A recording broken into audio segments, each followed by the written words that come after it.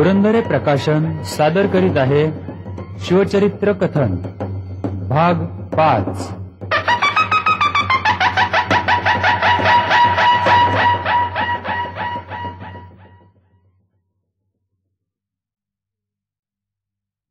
पुण्याच्या ईशान्येला आहे कऱ्हे पठार। कऱ्हा नदी त्या प्रदेशातून वाहते म्हणून त्याला कऱ्हे पठार असं म्हणतात। सध्या या भागाला पुरंदर तालुका आणि बारामती तालुका अशी नाव आहे। पण या भागातला मोडगाव, जेजुरी, सुप, सोमयाचं करंज, नीरा, पाटस हा जो भाग येतो या भागाला म्हणत असत सुपी परगणा। हा शहाजीराजांच्याकडे जहागीर म्हणून होता। शहाजीराजांच्या वतीनं शहाजीराजांनी आपला तिथला अंमलदार जो नेमला होता तो त्यांचा मेहणाच होता, म्हणजे शिवाजी महाराजांचा तो सावत्र मामा होता। त्याचं नाव होतं संभाजीराजे मोहिते। शहाजीराजांची धाकटी बायको तुकाऊ साहेब ही मोहित्यांची मुलगी। त्या तुकाऊ साहेबांचा हा सख्खा भाऊ हा तिथला सुभेदार होता आणि तो परगणा तो सांभाळत असतानाच त्याला एक विलक्षण चटक लागली। आणि ती चटक म्हणजे लोकांच्यावरती अन्याय करून पैसे लोबाडायची आणि लाच खाऊन दौलत जमा करायची। एकदा माणसाला पैसे खायची चटक लागली ना म्हणजे ते आवरणं अगदी अवघड असतं। माणसाच्या रक्ताला चटावलेला वाघ आणि पैशाला चटावलेला माणूस सारखाच। त्यावर उपाय फक्त एकच, जागच्या जागी गोळी घालू। खंडू तिमाजी कुलकर्णी या नावाच्या एका गरीब माणसावरती या संभाजी मोहित्यांनी अन्याय केला।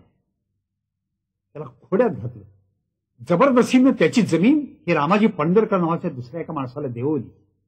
त्याबद्दल एक घोडा आणि 75 रुपयाची लाच त्यांनी पंढरकराकडनं खाल्ली। आणि अशा कितीतरी तक्रारी संभाजी मोहित्यांच्या बद्दल या यायला लागलेल्या होत्या। महाराजांच्या पुढे प्रश्न होता तो अत्यंत नाजूक नात्याचा होता। आपल्या आईच्या सौतीचा भाऊ आणि तो असं वागतोय, या बाबतीत काय करायचं? खरं म्हणजे स्वतःहून संभाजी मोहित्यांनी असं म्हणायला पाहिजे होतं की शेजारी स्वराज्य निर्माण होत आहे, तेही पण आपल्या भाच्याकडून होत आहे। भाचा सावत्र असला तरी तो आपलाच आहे आणि म्हणून त्याला जास्तीत जास्त आपण मदत करावी। परंतु हे घडायच्या ऐवजी हा आपल्याच लोकांच्यावरती अन्याय करत होता, जुलूम करत होता, पैसे खात होता। आणि ही गोष्ट महाराजांना समजली, अनेकदा समजली। आणि महाराजांनी ठरवलं की एक दिवस छापा घालायचा आणि सुप्याची घडीच ताब्यात घ्यायची। आणि त्याप्रमाणे महाराज हे स्वतः आपल्याबरोबर 300-325 मावळ्यांची तुकडी घेऊन एकदम गेले आणि सुप्यावरती पहाटेच्या वेळेला जाऊन त्यांनी एकदम छापा घातला। सुप्याची घडी ताब्यात घेतली। संभाजी मोहिते नुकते कुठं उठले होते झोपेतनं, तोच त्यांच्यावर छापा पडला आणि महाराजांनी त्यांना कैद केलं। सुप्याची घडी ताब्यात घेतली, सुपे परगणा ताब्यात घेतला आणि मामाच्या हातापायात भेड्या घालून त्यांनी मामांना आपल्या वडिलांच्याकडे कर्नाटकात पाठवून दिलं। राजा न्यायाच्या बाबतीमध्ये किती कठोर आहे हे इथं लोकांना दिसून आलं की नात्या गोत्याचा सुद्धा त्यांनी मुलायचा ठेवला नाही आणि प्रत्यक्ष मामाला काही केलं। इसवी सन 1656 सालची अखेर उगवली। 4 नोव्हेंबर 1656 या दिवशी विजापुरात हाहाकार उडाला। बादशाह मोहम्मद आदिलशाह मरण पावला। तो अर्धांग वायूंनी अनेक वर्ष आजारीच होता। त्याची शेवटची इच्छा तो नेहमी बोलून दाखवित असे। शेवटी तो म्हणायचा कि मैं जिंदा रहता तो कर्नाटक के मुल्क को अपने काबू में लाकर इस्लाम बना डालता। मेरी जिंदगी खत्म हो रही है, मैं अब बच न सकूंगा, मेरी यह मुराद तुम पूरी करो। हा बादशाह विलासी होता, रंगेल होता।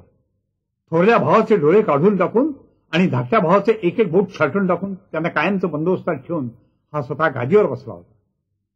मोहम्मदच्या नंतर त्याचा मुलगा अली हा आता बादशाह झाला। सर्व कारभार मात्र मोहम्मदची बायको म्हणजेच बेगम म्हणजेच बडी बेगम साहेबा ही पाहू लागली।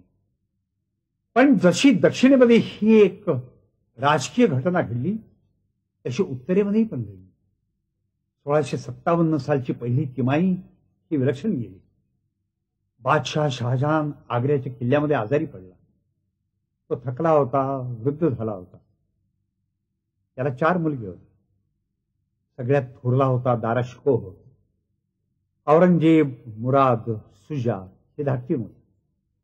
गादी कोणाला मिळायची हे परमेश्वर ठरवित नव्हता, हे सगळे भाऊ जणू ठरवित होते. इतर भावांना मारून टाकण्याची ज्याची ताकद असेल तो बादशाह होईल. आणि बादशाह शहाजहान आजारी पडला याची बातमी शिवाजी महाराजांना राजगडावरती कळली. महाराजांचं हेर खाते यावेळेला अतिशय चांगल्या दर्जानं उभं राहिलेलं होतं. नानाजी विश्वासराव दिघे देशपांडे या नावाचा शिवाजी महाराजांचा हेर खात्याचा प्रमुख अत्यंत जबरदस्त मनुष्य होता. त्याच्याच हाताखाली तयार झालेली इतर अनेक हेर होते. त्यातच बहिर्जी नाईक जाधव या नावाचाही पण एक हेर पुढे या खात्याचा प्रमुख बनला. परंतु या हेर खात्यानं अत्यंत महत्वाची कामगिरी संपूर्ण शिवशाहीमध्ये बजावलेली. उत्तरेतनं पार दिल्लीपासून बातम्या शिवाजी महाराजांना मिळत असत. त्याची ही बातमी मिळाली की शहाजहान बादशाह आग्र्याच्या किल्ल्यामध्ये अतिशय आजारी आहे. ही बातमी कळाल्याबरोबर शिवाजी महाराजांच्या डोळ्यापुढे सारा आराखडा उभा राहिला की आता नक्की 4ही भाऊ आपापसामध्ये भांडायला उभे राहतील. नक्की त्यांचे हेवेदावे, खून, मारामार्या, रक्तपात हे निश्चित सुरू होतील. आणि याच वेळेला औरंगजेब हा दक्षिणेकडे बीदरला होता. सोनो विश्वनाथ डबीर यांना त्यांनी बीदरला औरंगजेबाकडे रवाना केलं. 4 नजराणीची ताटं त्यांच्याबरोबर दिली. काय बोलायचं ते ठरलेलं होतं. आजपर्यंत औरंगजेबाशी शिवाजी महाराजांचा कोणताही कसलाही संबंध आलेला नव्हता. पहिल्यांदाच वकील जात होता. वकील बीदरला येऊन दाखल झाला आणि त्यांनी शहाजादा औरंगजेबाची भेट मागितली. औरंगजेबही विस्मितच झाला होता, पण त्यांनी त्याला परवानगी दिली. वकील औरंगजेबाला भेटायला बीदरच्या किल्ल्यात गेला. औरंगजेबाला त्यांनी शिवाजी महाराजांच्या वतीनं नजराणे अर्पण केले. कुतूहलाने औरंगजेब पाहत होता की वकील नेमकं कशा करता आलाय आणि काय बोलणार आहे. आणि सोनो विश्वनाथ डबीरांनी औरंगजेबाला अशी विनंती केली की आम्ही आपल्याशी निष्ठावंतच आहोत. आम्ही म्हणजे शिवाजी महाराज. इथून पुढे आम्ही आपल्या आज्ञेतच आहोत. आजपर्यंत जो मुलूक आम्ही घेतलाय त्याला आपली मान्यता असावी.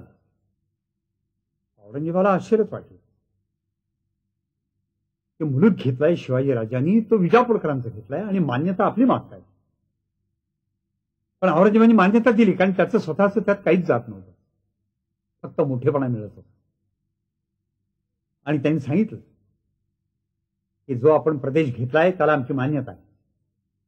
या धूर्त वकिलांनी पुढचा लगेच मुद्दा म्हटला की इथून पुढेही जे आम्ही जिंकू त्यालाही आपली मान्यता असावी. त्या हुशार औरंगजेबाने त्याच्यावर उत्तर दिलं की इथून पुढे जे विजापूरकरांचं जिंकाल त्याला आमची मान्यता आहे. हा दिवस होता 23 एप्रिल 1657. या साऱ्या बोलण्यातून निष्पन्न काय होणार होतं ते औरंगजेबाच्याही लक्षात आलं नाही. पण ही भेट घेऊन आपल्या निष्ठेचा धूप दीप दाखवून सोनो विश्वनाथ डबीर हे पुण्याकडे परत निघाले. सोनो विश्वनाथ डबीर पुण्याला आले. यायला कदाचित 4-6 दिवस लागले असतील नसतील. आणि एवढ्यात दिनांक 30 एप्रिल 1657 या दिवशी शिवाजी महाराजांनी आपल्याबरोबर सुमारे 3000 घोडेस्वार घेतले आणि एकदम भीमा नदी ओलांडून मोगलांच्या प्रदेशात त्यांनी प्रवेश केला आणि जुन्नर या शिवनेरीच्या पायथ्याशी असलेल्या मोगलाई ठाण्यावरती त्यांनी छापा घातला आणि 950 घोडे आणि जवळजवळ 3.5 लाख रुपयाची दौलत मोगली ठाण्यातून महाराजांनी पसार केली. या साऱ्या प्रकरणाच्या बातम्या या औरंगजेबाला बीदरला नक्की कळणारच होत्या. पण त्या कळायच्या आत किंवा कळेपर्यंत जितकी जास्तीत जास्त ठाणी मारता येतील तितकी मारायची हा शिवाजी महाराजांचा डाव ठरलेला होता. भराभरा शिवाजी महाराजांचं सैन्य आणि त्यांचे सरदार हे मोगली ठाण्यावरती छापा घालायला लागले. पारनेर परगड्यामध्ये त्यांनी असेच छापे घातले. श्रीगोंद्यावरती छापा घातला. इतकंच नाही, त्यांनी नगरच्या ठाण्यावरती छापा घातला आणि नगर भिंगार त्यांनी फस्त केलं. नौशीर खान या नावाचा औरंगजेबाचा सरदार तिथं होता. तो प्रतिकाराला यायच्या आज शिवाजी महाराज ठाणे फस्त करून पुण्याकडे पसारही झाले. आणि या सर्व गोष्टींचा तपशील औरंगजेबाला वेळोवेळी कळत गेला. तो चिडला. त्यांनी ओळखलं ह्यात एक विलक्षण डाव आहे या शिवाजीचा. एक म्हणजे आपण उत्तरेत जाण्याच्या गडबडीत आहोत आपले वडील आजारी असल्यामुळे आपल्याला घाई आहे ती दिल्लीला जाण्याची आहे.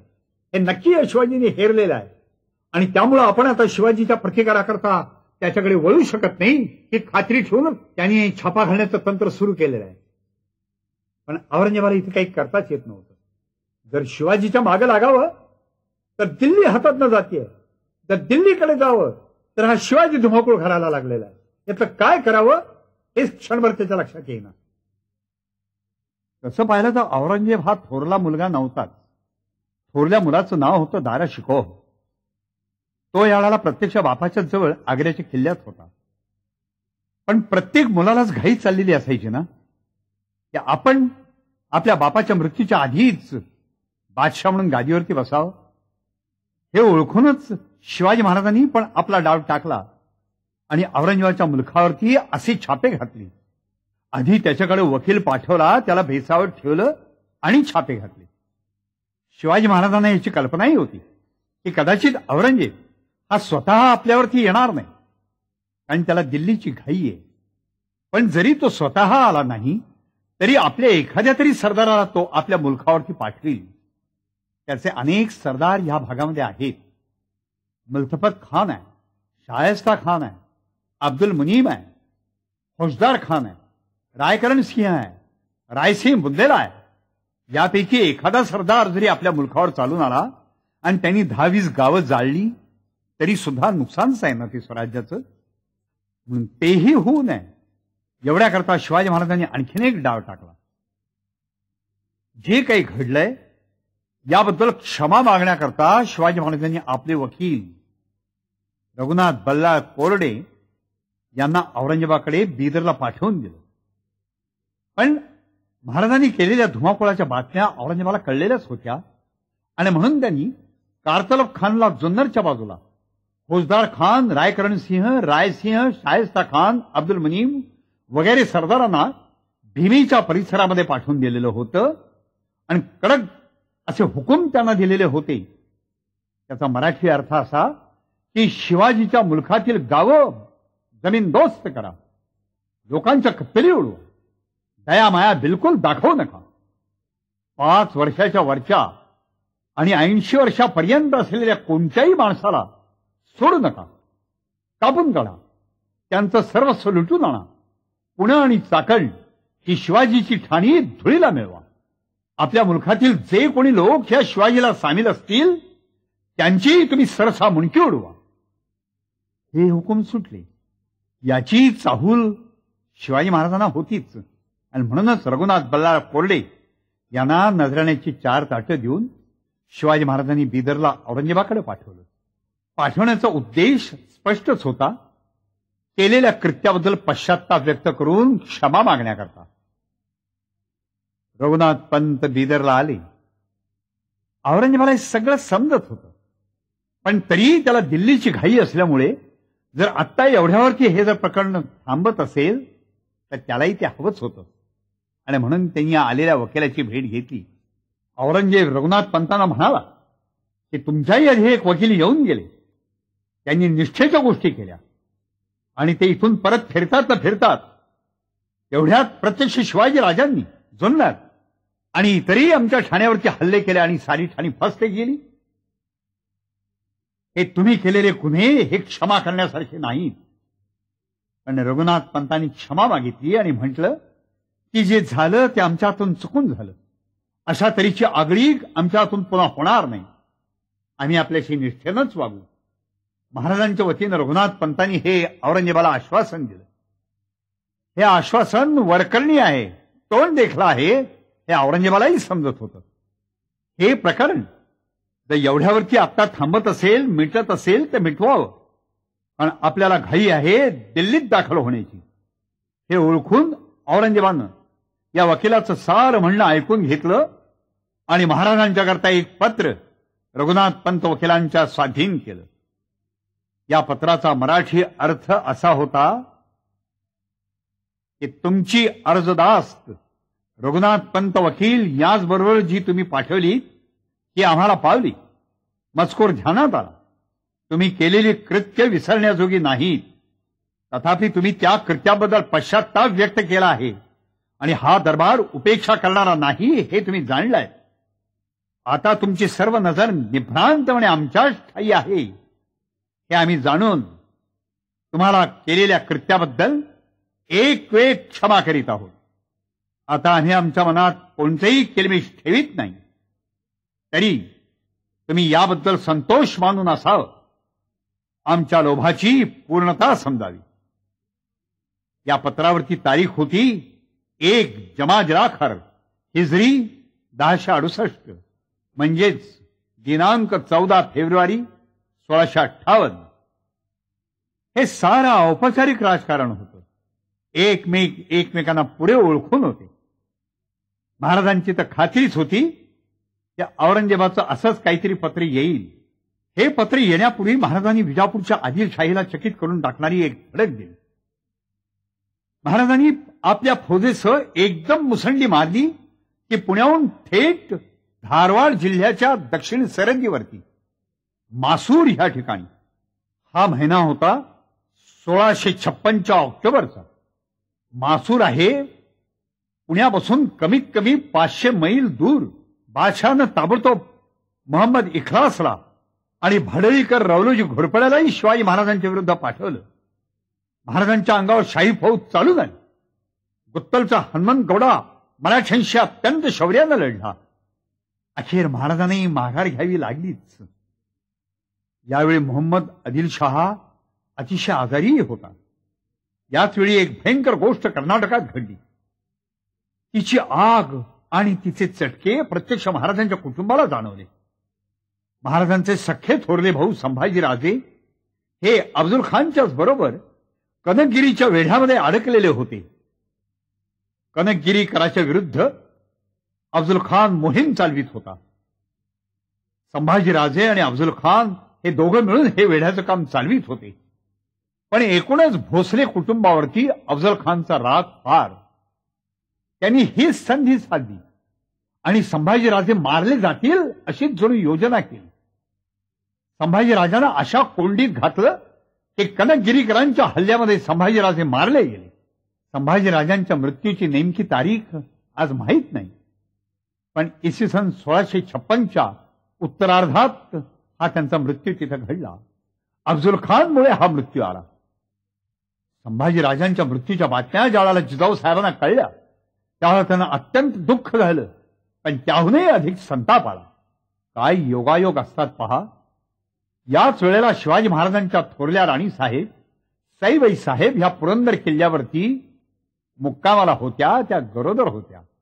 लवकरच त्यांच्या पोटी पुत्र जन्माला आला. स्वराज्याचा हा युवराज. दिनांक 14 मे 1657 हा तो दिवस होता. पुरंदर किल्ल्यावरती सईबाई राणीसाहेबांच्या पोटी पुत्र जन्माला आला. या मुलाचं नाव ठेवण्यात आलं संभाजीराजे. कारण नुकतेच शिवाजी महाराजांचे थोरले भाऊ संभाजीराजे हे मारले गेलेले होते. त्यांचंच नाव या नवीन जन्माला आलेल्या बाळाला ठेवण्यात आलं. हेच ते प्रसिद्ध संभाजीराजे शिवाजी महाराजांचे थोरले चिरंजीव.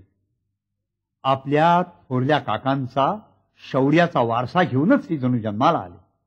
यावेळी शहाजीराजे कर्नाटकात होते. बापाचा आणि भावांचा निकाल लावून औरंगजेब दिल्लीच्या तख्तावरती आरूढ झाला. त्यांनी आपल्याला पदवी घेतली आलमगीर बहादूर. त्याचं संपूर्ण नाव आता असं झालं अबुल मुझफ्फर मुहिउद्दीन मोहम्मद औरंगजेब आलमगीर बहादूर बादशाह गाझी. महाराजही इतके सावध होते की औरंगजेबाने एकदा नर्मदा ओलांडली की पुन्हा त्याच्या विरुद्ध आपण दक्षिणेत चढाई सुरू करायची हे त्यांचं ठरलेलंच होतं.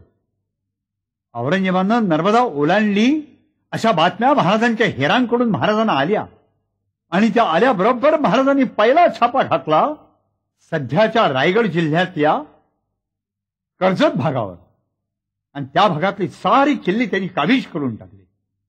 इतकंच नाही, माहुलीचा किल्ला हा कसारा घाटाच्या जवळ आहे तोही शिवाजी महाराजांनी जिंकून घेतला. आता महाराज औरंगजेबालाही भीत नव्हते आणि विजापूरच्या अली आदिलशहालाही भीत नव्हते. राजगडच्या राजवाड्यातून हरघडी त्यांना दिसत होता कोंडाणा. पूर्वी एकदा शहाजी राजांना अटक केलेली होती. त्यावेळेला त्यांच्या सुटकेकरता कोंढाण्याचा किल्ला पुन्हा एकदा आदिलशाह बादशाहला देऊन टाकावा लागला होता. तो पुन्हा जिंकून घेण्याकरता महाराज अस्वस्थ होते, तळमळत होते. आणि महाराजांनी ती संधी साधली आणि इसवी सन 1657 सालच्या ऑगस्ट महिन्यामध्ये पहिल्याच आठवड्यात या कोंढाणा किल्ल्यावरती महाराजांनी छापा घातला आणि कोंढाणा काबीज केला. गडावरती भगवा झेंडा चढला. रघुनाथ बल्लाळ आत्र्यांनी दाभोळ काबीज केलेलंच होतं. आता ते दंडाराजपुरीवरती चालून निघाले. दंडाराजपुरी म्हणजेच मुरुड जंजिरा, सह्याद्री, समुद्र आणि मावळे यांच्या प्रचंड सामर्थ्यानिशी महाबलवंत स्वराज्य उभं करण्याची महाराजांची महत्वाकांक्षा होती. रघुनाथ पंतांना जंजिरा प्रत्यक्ष काबीज करणं अशक्य होतं. परंतु सिद्धीवर त्यांनी मराठी जरब मात्र जबरदस्त बसवली. दिनांक 6 ऑक्टोबर 1657 या दिवशी दसरा होता. या दसऱ्याचं जे शिलंगण झालं तेच विलक्षण. महाराजांनी आपल्या भोवती असलेल्या एकेका बहादुराला एक एक जबरदस्त कामगिरी सांगितली. दादाजी बापूजी रांधेकरांना महाराजांनी फरमावलं की तुम्ही कल्याण काबीज करा. सखो कृष्ण लोहकरांना म्हटलं तुम्ही भिवंडी जिंका. बाकीच्या प्रत्येकाच्या भुया उत्सुकतेने जणू हेलावलेल्या होत्या, उंचावलेल्या होत्या. आणि मग महाराजांनी एक एक गड फरमावला. लोहगड, तुंग, तिकोना, विसापूर, राजमाची, प्रबळगड, सरसगड वगैरे 40 किल्ल्यांची मोहीम महाराजांनी यावेळेला आखली. भराभरा एक एक ठाणं स्वराज्यात दाखल होत गेलं. भिवंडी आणि कल्याण ही दोन्ही महत्वाची ठाणी एकाच दिवशी काबीज झाली. ऐन दिवाळीत दिनांक 24 ऑक्टोबर 1657 या दिवशी होती वसुबारस. महाराजांच्या कानावर चहूकडून विजयाच्या बातम्यांचा वर्षाव होऊ लागला. आनंदाची उधळण सतत होत राहिलेली होती. दिवाळी अशी साजरी झाली. आपल्या बहादर सौंगड्यांचं शौर्य पाहून महाराजांना केवढा अभिमान वाटला. का वाटू नये. हे मर्द म्हणजे महाराजांच्या अंगावरचे जळाचे एक एक अलंकार होते. महाबळेश्वर, मकरंदगड, मंगलगड आणि पार घाटाचे प्रचंड पहाड यांच्या दाटीमध्ये चंद्रराव मोऱ्यांची जावळी वसलेली होती. हे सर्वच पहाड अंगाने एवढे अभव्य, अवाढव्य ते माथ्यावरून खाली पाहिलं तर पाताळ दिसावं. झाडी तर शेवाळासारखी दाट. वाघ, अस्वलं, चित्ते असली सारी रानटी जनावरं इथं जणू एकत्र जमली होती. पाऊस धो धो धो पडायचा. असं वाटायचं की आता हे प्रचंड डोंगरही वाहून जाणार की काय. जावळीच्या जाळीत राज्य करायला वाघाचंच काळीज हवं. आणि या मोऱ्यांचं काळीज खरोखर वाघाचंच होतं. पिढ्यानपिढ्या हे मोरे या जावळीच्या खोऱ्यात राज्य थाटून बसले होते. चंद्रराव ही त्यांच्या घराण्याला पदवी होती आणि ते स्वतःला आदिलशाह बादशाहचे जागीरदार म्हणून घेत असत. मोऱ्यांचा सारा इतिहास म्हणजे हिंदवी स्वराज्याच्या इतिहासातील एक अध्यायच बनला. इसवी सन 1646 साली जे मोरे गादीवरती होते त्यांचं नाव होतं दौलतराव. चंद्रराव हे अर्थात त्यांची पदवी. पण हे दौलतराव अचानक त्यावेळेला मरण पावले. ते ज्यावेळेला वारले त्यावेळेला त्यांना पुत्र नव्हता. त्यामुळे स्वाभाविकच असा प्रश्न निर्माण झाला की आता दौलतराव चंद्रराव मोऱ्यांच्या नंतर चंद्रराव म्हणून ह्या गादीवर कोण बसणार. कोण बसणार म्हणजे जो कोणी बसणार त्याला बादशाह मान्यता देईल आणि मग तो बसेल. हा साधा प्रश्न होता.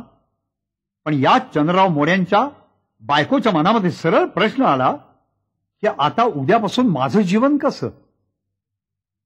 कालपर्यंत मी इथे राजाच्या राणीसारखी वागतेय, पण पती मरण पावल्यानंतर आता हे सगळे माझे भाऊबंद, कुणी चुलत दीर, कुणी सख्खे दीर, कुणी चुलत सासरे, हे सगळे इतके जबरदस्त आहेत की ते मला केव्हाच गुंडाळून ठेवतील आणि मग साऱ्या आयुष्यभर तांदूळ निवडीत निवडीत माझघरात बसून रडत रडत आयुष्य काढावं लागेल. हे त्या बाईला दिसून आलं आणि त्या बाईच्या मनात सरळ साधा विचार आला की आपणच आपल्याला पसंत असलेला मुलगा दत्तक घेतला तर. पण हे अवघड होतं, कारण असा दत्तक घेतला तर त्याला बादशाची मान्यता कशी मिळायची. आणि असा दत्तक घेणं हे आपल्या इतक्या जबरदस्त भाऊबंधांच्या समोर शक्य आहे का. त्याकरता आपल्या पाठीशी कोणीतरी जबरदस्त उभा हवा. आणि मग तिचं स्वाभाविकच लक्ष गेलं शिवाजीराजांच्याकडे. आणि तिला कळून चुकलं की हा शहाजीराजांचा मुलगा जबरदस्त आहे. जरी वयाने लहान असला आणि बळानं लहान असला तरीही जबरदस्त आहे. आपण जर शिवाजीराजाला मदतीला बोलवलं आणि त्याच्या मदतीने आपल्याला जो मुलगा गादीवरती दत्तक म्हणून बसवायचा आहे त्याला बसवलं तर. पण या साऱ्या गोष्टीकडे शिवाजीराजांचंही लक्ष होतच. कारण जावळीला लागूनच शिवाजी महाराजांच्या नवीन जन्माला आलेल्या स्वराज्याचा प्रदेश होता. आणि महाराज पाहतच होते की आता चंद्रराव मोऱ्यांच्या गादीवरती नवीन कोण येणार. जो कोणी येणार असेल त्याचं आणि आपलं नातं हे जिव्हाळ्याचं असावं. आज ना उद्या हे मोरे स्वराज्याचे व्हावेत आणि जावळी पण स्वराज्यात यावी. या दूरदर्शी विचारानं त्यावेळेला 16 वर्षाचे असलेले शिवाजी महाराज हे जावळीकडे बघत होते आणि संधी पाहत होते आपल्याला ह्यात काय करता येईल त्याची. एवढ्या त्या बाईकडूनच शिवाजी महाराजांना सांगावा आला की तुम्ही आमच्या पाठीशी उभे राहता का. आणि महाराजांनी ताबडतोब हो म्हटलं. आणि महाराज अचानक कमीत कमी 1000 घोडेस्वार घेऊन एकदम जावळीत दाखल झाले. मोऱ्यांचे सारे भाऊबंद चकितच झाले. त्यांना कल्पनाही नव्हती की शहाजीराजांचा मुलगा शिवाजी राजा हा जावळीत दाखल होईल आणि तो जावळीचा कब्जा घेईल. महाराजांनी जावळीचा कब्जा घेतलेला होता आणि त्यांनी या बाईला फसवलं नाही. त्यांनी बाईला म्हटलं की जे कोणी मूल तुम्हास गादीवरी घेणे असेल त्याजला गादीवरी घ्यावी, दत्तक घ्यावी. त्याजला चंदरराई आम्ही देतो. आणि खरोखर महाराजांनी आपल्या 1000 घोडेस्वारांच्या बळावर जावळीचा कब्जा घेऊन या नवीन चंद्ररावाला चंद्रराव करायचं ठरवलं. दत्तविधान झालं. या नवीन मुलाचं नाव होतं यशवंतराव मोरे. हा शिवथरच्या मोरे घराण्यातलाच मुलगा होता. याचं वय पण बरंच होतं. याला 2 मुलं होती. एकाचं नाव होतं बाजीराव आणि दुसऱ्याचं नाव होतं कृष्णराव. अंदाज असा आहे की हा स्वतः दत्तक गेला त्यावेळेला या यशवंतरावाचं वय सुमारे 35 वर्षाचं तरी असावं. यशवंतराव चंद्रराव झाला. अर्थात शिवाजी महाराजांच्या मदतीमुळे झाला. महाराजांनी या चंद्ररावांशी स्नेहाचं नातं जोडलं. जावळी चंद्ररावाच्या ताब्यात दिली आणि महाराज पुन्हा राजगडला निघून गेले.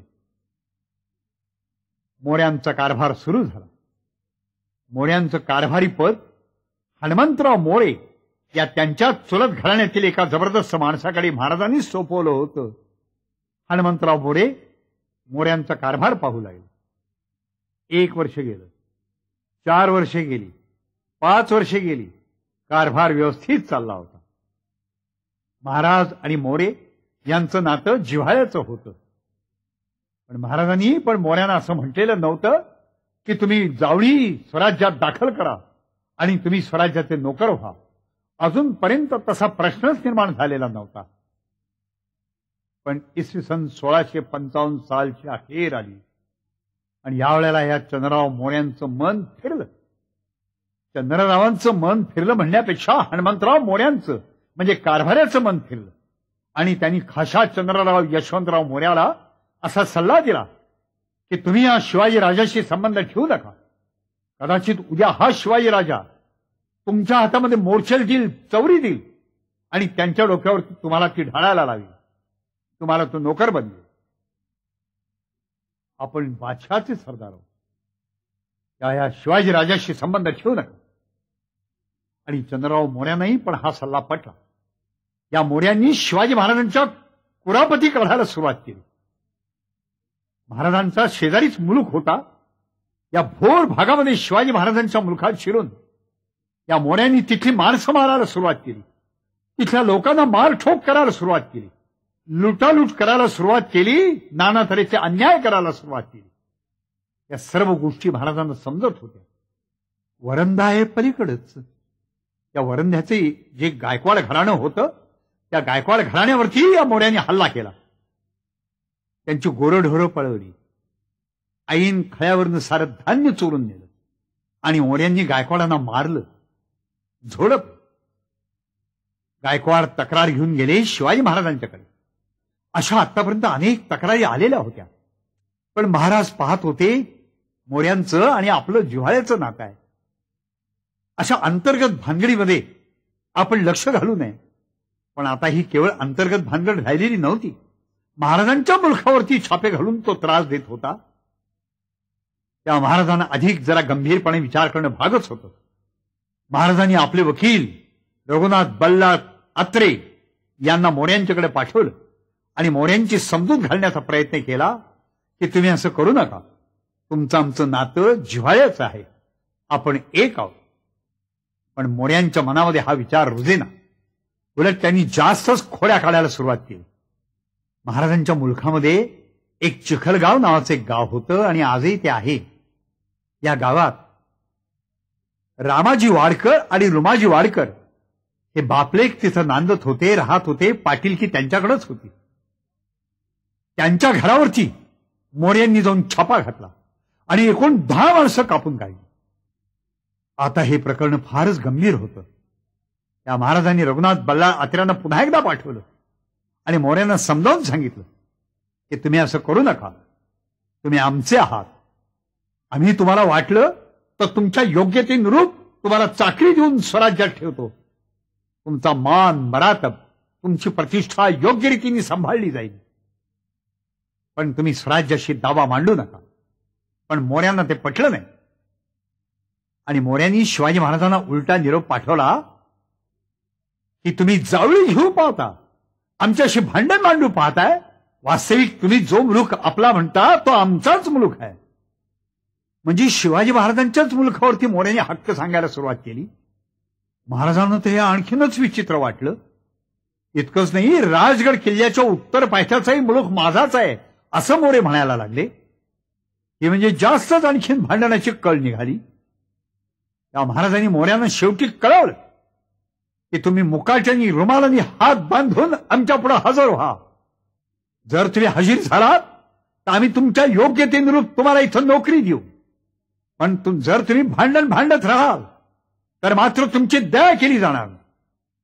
मोऱ्यांनी यावरही पण मोठा मगरीचा जबाब शिवाजी महाराजांना पाठवला आणि कळवलं की जावळीत येणेच असेल तर उद्या यायचं असेल तर आजच येणे. येता जावळी होईल गोळी, तुमचा चोळामोळा करून टाकू इथे. आणि मग मात्र महाराजांनी पाहिलं मोऱ्यांची हरळी जावळीतून उखडल्याशिवाय हे प्रकरण मिटणार नाही. मोऱ्यास मारल्याविना जावळी साधत नाही. आणि म्हणून शिवाजी महाराजांनी कान्होजी जेधे, संभाजी कावजी कोंढाळकर, रघुनाथ बल्लाळ अत्रे या तिघांच्यावरची मोहीम सोपवली आणि सांगितलं की जावळी कब्जा करणे. या तिघांनी मोऱ्यांच्या जावळीवरती चाल केली आणि ते जावळीत शिरले. दिनांक 15 जानेवारी 1656 या दिवशी जावळीत शिवाजी महाराजांच्या सैन्याची आणि मोऱ्यांच्या सैन्याची जबरदस्त लढाई झाली. पण याच वेळेला वाड्यात असलेल्या हनुमंतराव मोरे या मोऱ्यांच्या कारभारावरती रघुनाथ बल्लाळ अत्र्यांनी अचानक जाऊन छापा घातला आणि त्यांचा मुर्दाच पाडला. खुद्द चंद्रराव मोरे आणि त्यांची 2 तरुण मुलं ही मागच्या दारानं जावळीच्या वाड्यातनं पळाली आणि त्यांनी रायगड गाठला. रायगड त्यावेळेला जावळीच्या मोऱ्यांच्या ताब्यात होता आणि मोऱ्यांनी रायगडचा आश्रय घेतला. मोरे जावळीतनं पळाले. जावळी स्वराज्यात आली. महाराज जावळी मिळाल्यानंतर 1 आठवड्यातच जावळीतून दाखल झाले आणि महाराजांचं लक्ष पश्चिमेच्या बाजूला गेलं. इथे समोर एक डोंगर होता, मोठा तोलदार, रेखीव, उंचापुरा. महाराजांच्या मनात सहज कल्पना आली की याच डोंगरावरती जर किल्ला बांधता येणं शक्य असेल आणि आपण तो जर बांधला तर या सगळ्या भागाचं रक्षणही होईल आणि कोकणातनं वर येणाऱ्या वाटांची नाकेबंदी केली जाईल नाही. आणि म्हणून महाराजांनी मोरोपंत पिंगळ्यांना म्हटलं, पंत डोंगर पाहून या आणि किल्ला बांधायला योग्य की अयोग्य ते सांगा. मोरोपंत गेले आणि डोंगर पाहून परत आले. त्या डोंगराला म्हणत असत भोरप्या डोंगर.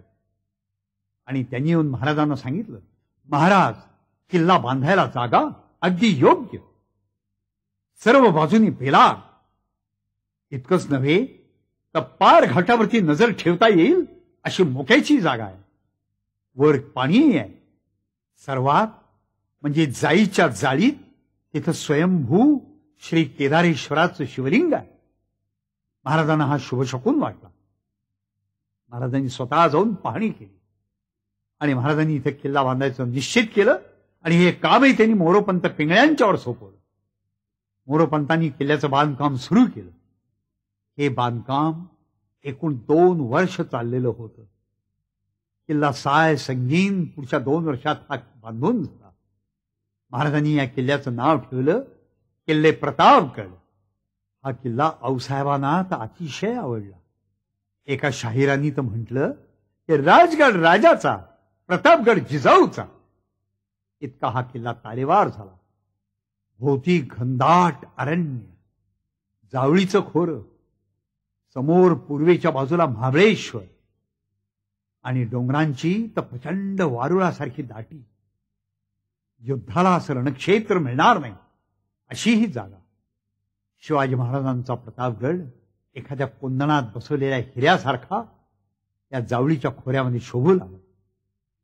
पण हे सारं नंतर घडलं. प्रतापगडचं बांधकाम सुरू करून घेऊन नंतर महाराज गेले ते थेट रायगडकडे. अजूनही महाराजांना कोवळी आशा वाटत होती की मोरे अजूनही आपल्याला सामील होतील, स्वराज्यात येतील, स्वराज्याचं बळ वाढेल. म्हणून महाराज रायगडच्या पायथ्याशी गेले. तिथं कोंझर नावाचं गाव आहे. महाराजांनी तिथं आपला तळ दिला आणि त्यांनी आपला वकील कसले, ते तर शिवाजी महाराजांचे सरदारच होते. पण नुसते सरदार नाही, ते चंद्रराव मोऱ्यांचेही नातलग होते. त्यांचं नाव होतं बाळाजी नाईक शळमकर. या बाळाजी नाईक शळमकरांच्या बरोबर शिवाजी महाराजांनी चंद्रराव मोऱ्यांना निरोप पाठवला की अजूनही तुम्ही स्वराज्यात या. अजूनही तुम्ही स्वराज्यात आलात तर तुमचा मान आणि पान हे मानाचंच राहील, सन्मानाचं राहील. पण चंद्रराव मोऱ्यांनी शिवाजी महाराजांचा रुमाल नाकारला आणि ते युद्धाला उभे राहिले. युद्धाला सुरुवात झाली. बरोबर 1 महिनाभर रायगडावरती शिवाजी महाराजांचे हल्ले चालू होते. बरोबर 1च महिन्यानी दिनांक 6 एप्रिल 1656 या दिवशी रायगड शरण आला आणि चंद्रराव मोऱ्यांनी शिवाजी महाराजांची ताबेदारी पत्करली. तरी महाराजांनी त्यांना अत्यंत मानानं सन्मानानं वागवलं आणि आपल्या छावणीमध्ये आणलं. पण मोरे रमलेही नाही. मोरे शिवाजी महाराजांच्या शब्दाशी पण एकरूप झाले नाही.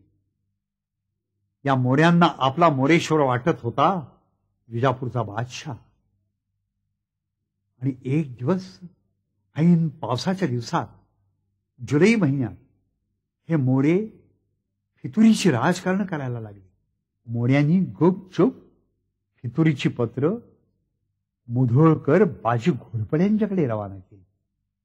मग मात्र महाराज संतापले आणि महाराजांनी ती फितुरीची पत्र मोऱ्यांच्या समोर धरून त्यांना जाब विचारला की ये कैसे, आजपर्यंत आम्ही तुमच्याशी मायेने वागलो आणि तरी तुमची बुद्धी अशीच. आता हे आम्हाला नामंजूर आहे. म्हणून महाराजांनी आपल्या लोकांना हुकूम सोडला की मोऱ्यांचं मुंडकं उडवा. आणि रायगडच्या पायथ्याशी चंद्रराव मोऱ्यांचं मुंडकं उडवण्यात आलं.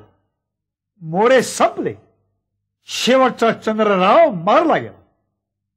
पण या चंद्ररावची जी 2 मुलं होती त्याच्या एकाचं नाव होतं बाजीराव आणि दुसऱ्याचं नाव होतं कृष्णराव. या दोघांनाही शिवाजी महाराजांनी आपल्या लोकांच्या बरोबर पुण्याला पाठवलं आणि आपल्या लोकांना आज्ञा दिली की यांना पुण्याला नेऊन ईदगाहपाशी नेऊन त्यांची मुंडकी उडवा. त्याप्रमाणे त्यांना पुण्यात आणण्यात आलं आणि बाजीराव आणि कृष्णराव मोऱ्यांना पुण्याच्या ईदगाहजवळ नेऊन त्यांचे शिरच्छेद करण्यात आले. त्यांना पुण्याला का पाठवलं आणि ईदगाहपाशीच त्यांची मुंडकी का उडवली हे मात्र माहीत नाही. मोरे संपले. मोऱ्यांची हरडी जावळी तो उखडून निघाली. जावळी स्वराज्यात आली. जावळीचा परिसर म्हणजे कोयनेचा परिसर. अतिशय दुर्गम असा हा प्रदेश. याच परिसरामध्ये प्रतापगडचं बांधकाम मोरोपंत पिंगळ्यांनी बांधत आणलं. या किल्ल्यावरती एक विलक्षण गोष्ट आहे. मुळामध्ये या किल्ल्याचा आकार एखाद्या फुलपाखरासारखा आहे.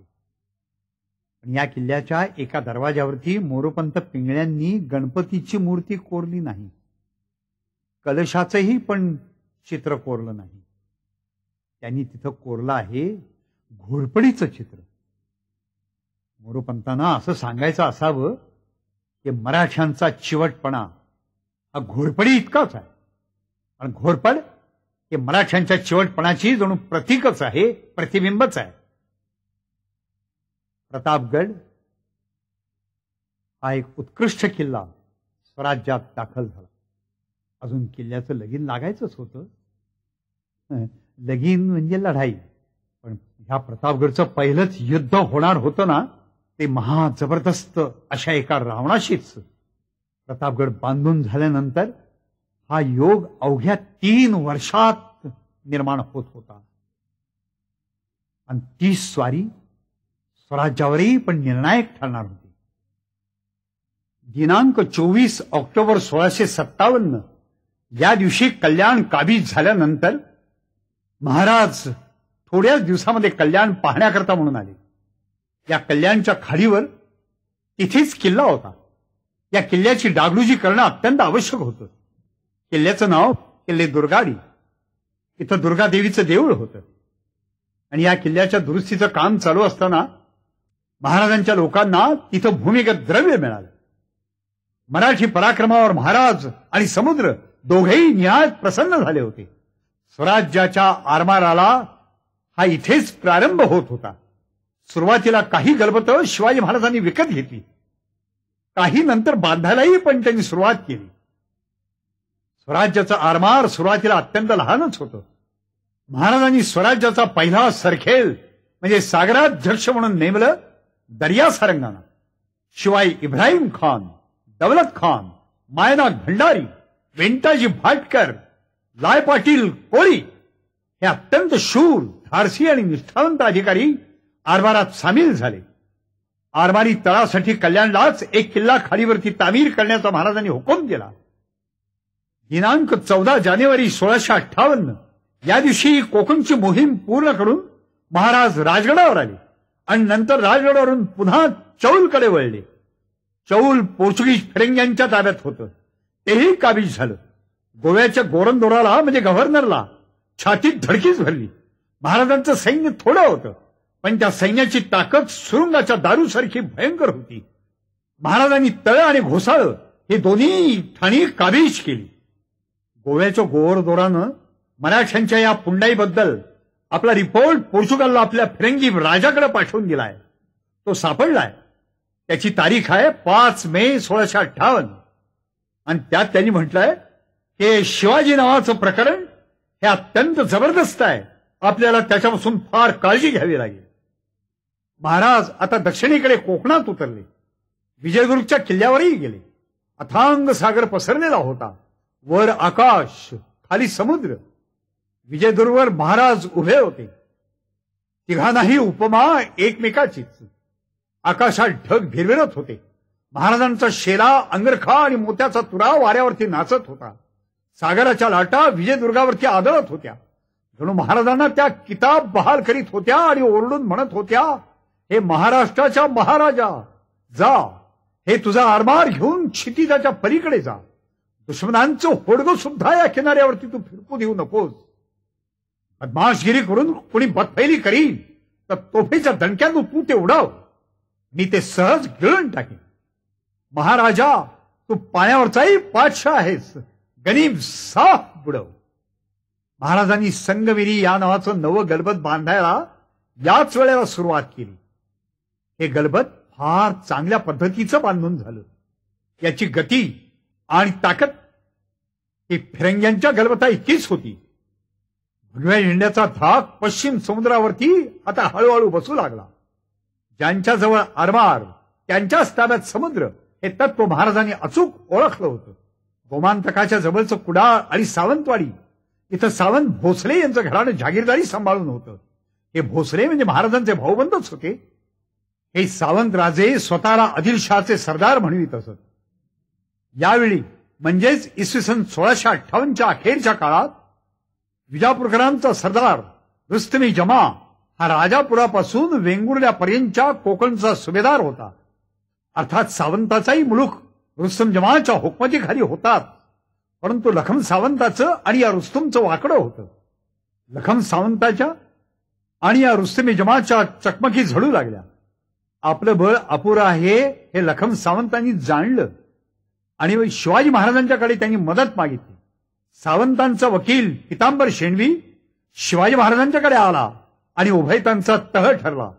तहात सावंतांनी स्वराज्यात सामील होऊन स्वराज्याचं स्वामित्व मान्य केलं.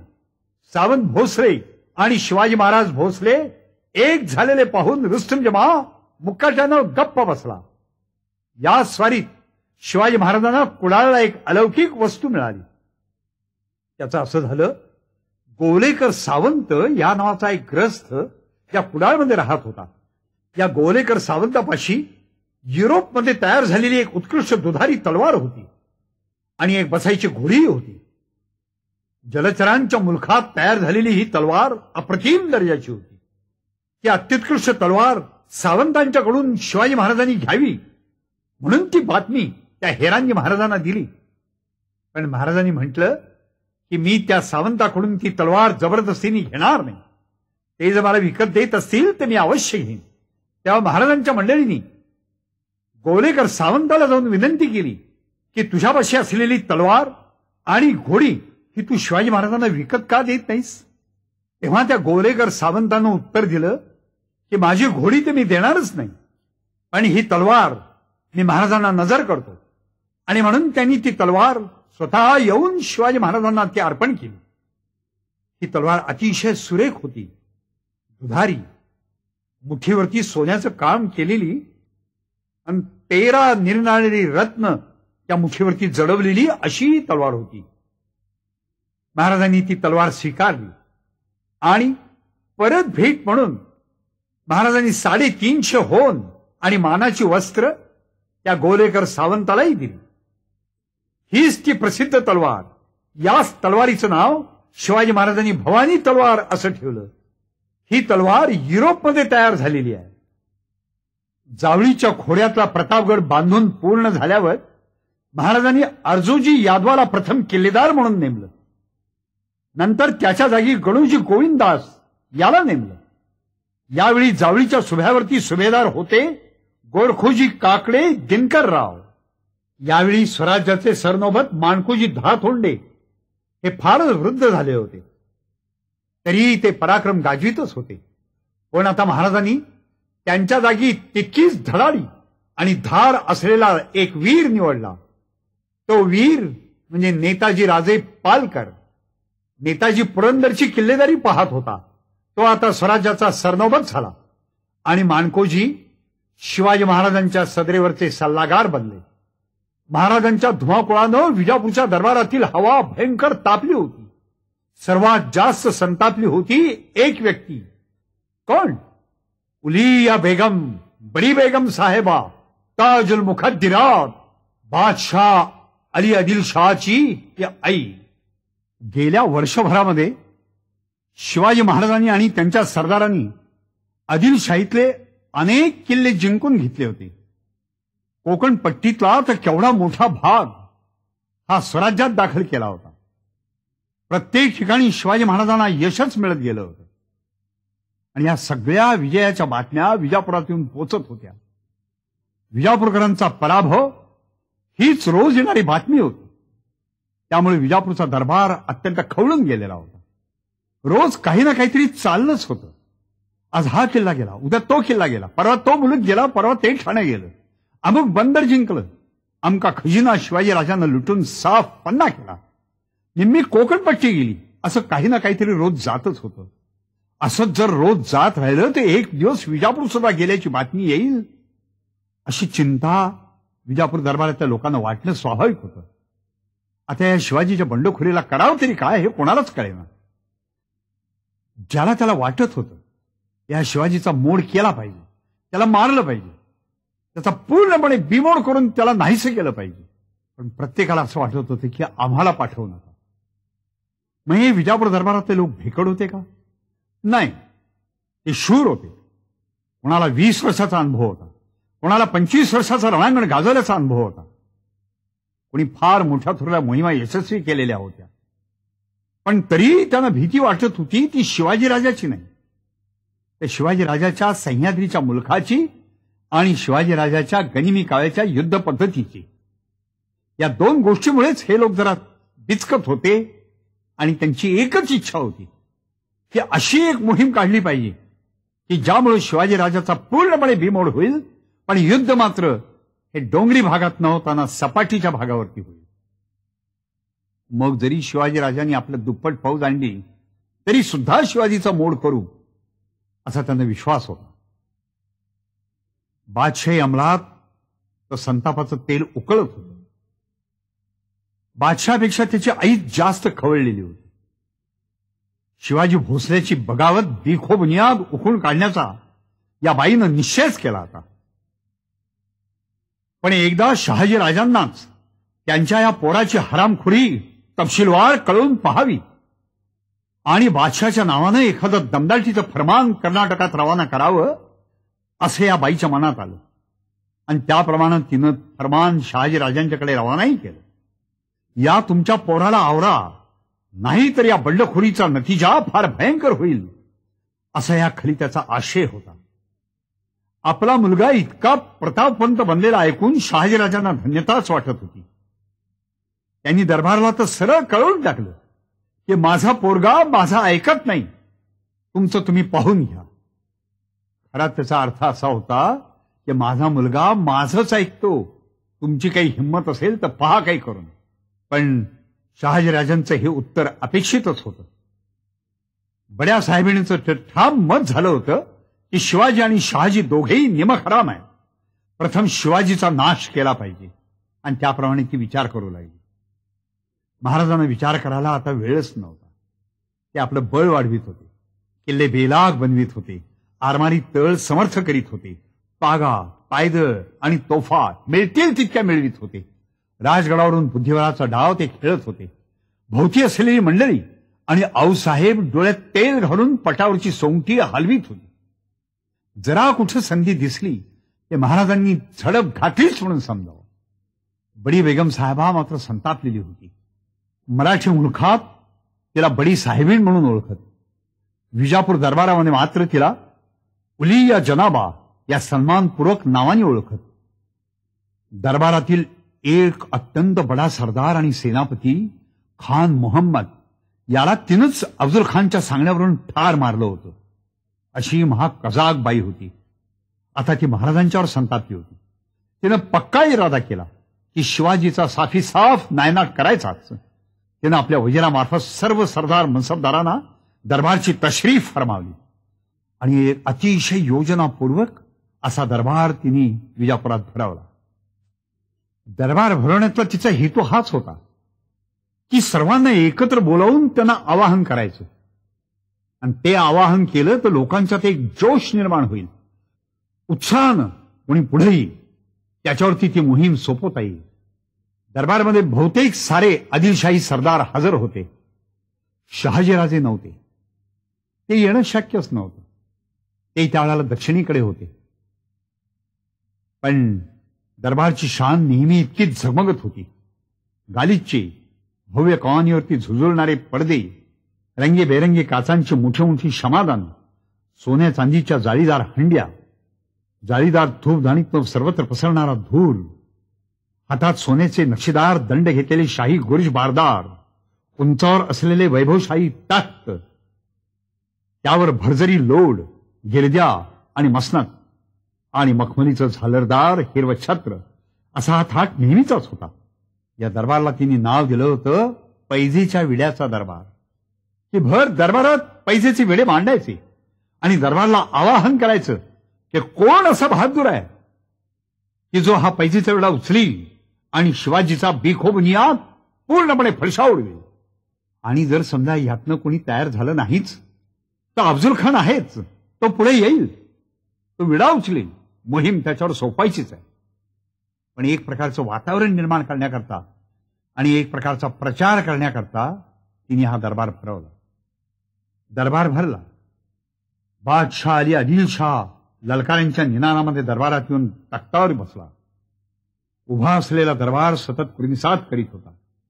दरबारात बाजी घोडपडे, मंबाजी भोसले, झुंजाराव खाडगे, अंकुश खान, रुस्तुम जमा, मुसे खान, याकुत खान, अंबर खान, हसन पठाण, सिद्दी लाल खान, पहलवान खान, भाई खान वगैरे अत्यंत प्रमुख असे 22 आणि इतर अनेक सरदार होते.